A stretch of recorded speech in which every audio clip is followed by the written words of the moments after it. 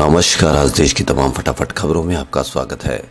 खबरों के लिए आपसे निवेदन है कि आप हमारे चैनल को सब्सक्राइब कर सकते हैं। तो बढ़ते हैं खबरों की ओर। देश में आज 4 अप्रैल 2022 को भी पेट्रोल डीजल के दामों में फिर से बढ़ोतरी की गई है। आज तेल में 40 पैसे प्रति लीटर की वृद्धि हुई है। पिछले 2 हफ्तों में यह 12वीं बढ़ोतरी है, यानी कि पिछले 14 दिनों में बस 2 दिन दाम नहीं बढ़ाए गए, वरना पेट्रोल डीजल के रेट में ताबड़तोड़ बढ़ोतरी हुई है।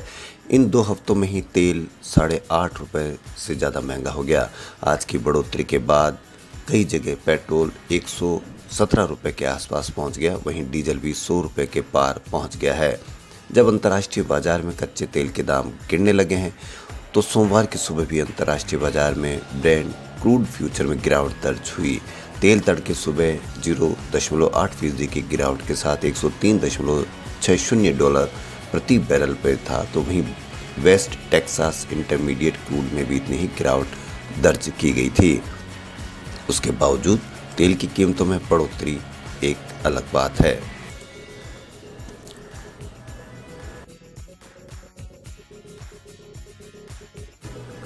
भारतीय सेना ने जुलाई 2020 में जम्मू कश्मीर के शोपिया के अमशीपुरा में हुई मुठभेड़ मामले में सेना के कैप्टन के खिलाफ सामान्य कोर्ट मार्शल की कार्रवाई शुरू कर दी है। श्रीनगर में रक्षा विभाग के जनसंपर्क अधिकारी ने रविवार को एक बयान में बताया कि कोर्ट ऑफ इंक्वायरी में जुटाए गए साक्ष्यों के सारांश के आधार पर कैप्टन के खिलाफ अनुशासनात्मक कार्रवाई की आवश्यकता का संकेत दिया गया है। पीआरओ ने कहा कि भारतीय सेना संचालन के नैतिक आचरण के लिए प्रतिबद्ध है। मामले पर आगे के अपडेट इस तरह से साझा किए जाएंगे ताकि कानून की उचित प्रक्रिया पर उसका कोई प्रतिकूल प्रभाव न पड़े।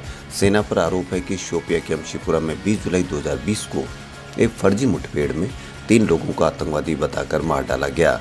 जब इसको लेकर हंगामा हुआ तो सेना ने कोर्ट ऑफ इंक्वायरी के आदेश दिए थे। बाद में सेना की समरी ऑफ एविडेंस के दौरान कुछ और सबूत मिले तो फिर आगे की कार्रवाई की गई। मारे गए तीनों लोग राजौरी के रहने वाले थे।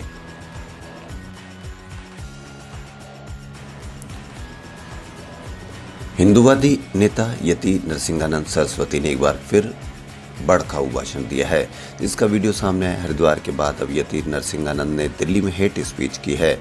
इसके कुछ वीडियो वायरल हुए हैं। दिल्ली के बुराड़ी में हिंदू महापंचायत में उनके जहरीले बोल सामने आए हैं। महापंचायत में यति नरसिंहानंद ने कहा कि 2029 में देश का प्रधानमंत्री मुसलमान होगा, उसके बाद हिंदुओं का कत्लेआम होगा और हिंदुओं को बचाने के लिए कोई नहीं होगा। अपने भाषण के दौरान यति नरसिंहानंद ने कश्मीर फाइल मूवी का भी जिक्र किया और कहा कि जैसे कश्मीरी अपने जमीन जायदाद बहन बेटियों को छोड़कर भागे थे, आने वाले वक्त में ऐसा नज़ारा देश के अन्य जगहों पर भी होगा। वो लगातार धर्म संसद में मौजूद लोगों को भड़काते हुए नजर आए और बोला 2029 नहीं तो 2034 नहीं तो 2039 तक इस देश का प्रधानमंत्री मुस्लिम जरूर होगा।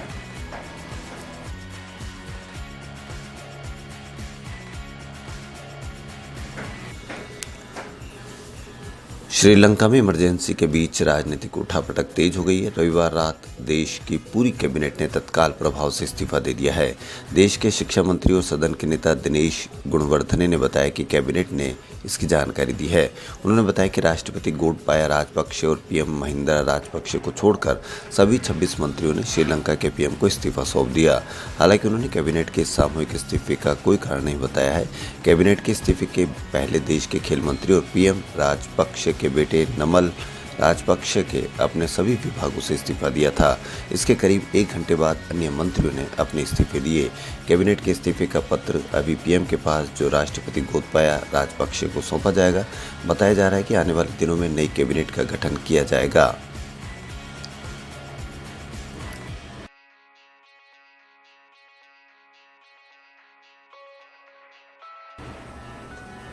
पाकिस्तान में सियासी घमासान जारी है। इसी बीच पाकिस्तान के कार्यवाहक पीएम इमरान खान ने देश को आज संबोधित करेंगे।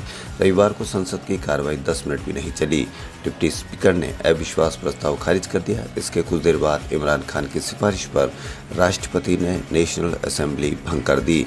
अब ये मामला सुप्रीम कोर्ट पहुंच गया और आज इस मामले की सुनवाई होगी।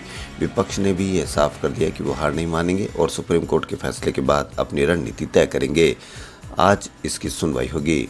अविश्वास प्रस्ताव खारिज किए जाने का मामला सुप्रीम कोर्ट पहुंचा। Chief justice of Pakistan justice Umar Ata Bandial ने मामले पर खुद संज्ञान लिया। स्पीकर, प्रधानमंत्री और राष्ट्रपति समेत कई लोगों को नोटिस जारी किए गए। इस पर आज सुनवाई होगी। जस्टिस बंदियाल ने कहा कि सुप्रीम कोर्ट संसद के मामलों में एक हद तक दखल देने का अधिकार रखता है। जस्टिस बंदियाल की टिप्पणी लिए अहम हो जाती है क्योंकि इमरान सरकार में 2 दिन पहले ही कानून मंत्रालय का प्रभार लेने वाले फफाद चौधरी ने कहा था कि संसद सबसे ऊपर है और इसके फैसलों को सुप्रीम कोर्ट या किसी और कोर्ट में चुनौती नहीं दी जा सकती है।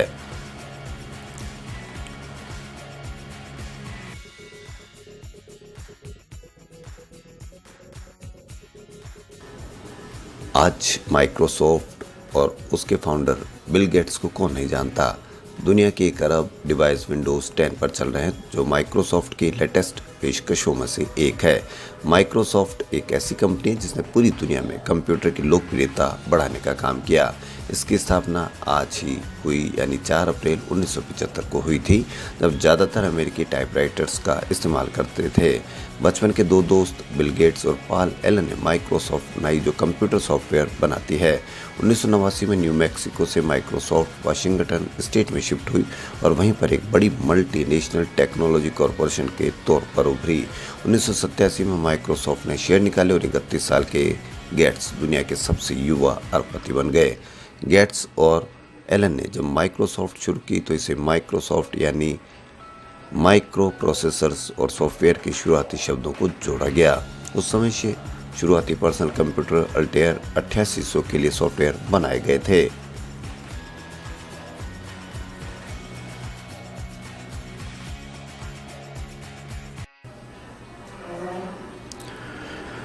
आम आदमी पार्टी ने करौली की घटना, जो कि राजस्थान में घटित हुई, उसको दुर्भाग्यपूर्ण बताया गया है।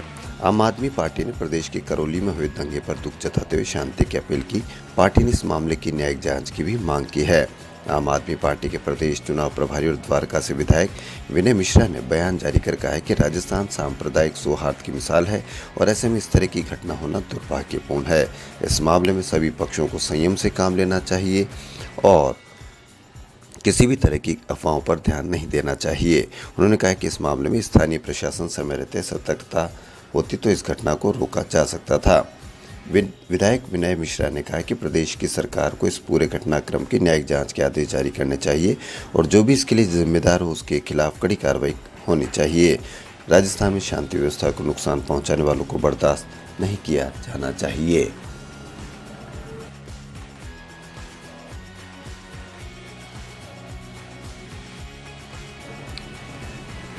साउथ के डायरेक्टर एस राजामौली की फिल्म RRR ने पहले हफ्ते में 700 करोड़ रुपए की कमाई कर सारे रिकॉर्ड तोड़ दिए, जिसके बाद राजामौली की अन्य फिल्मों की चर्चा होने लगी है।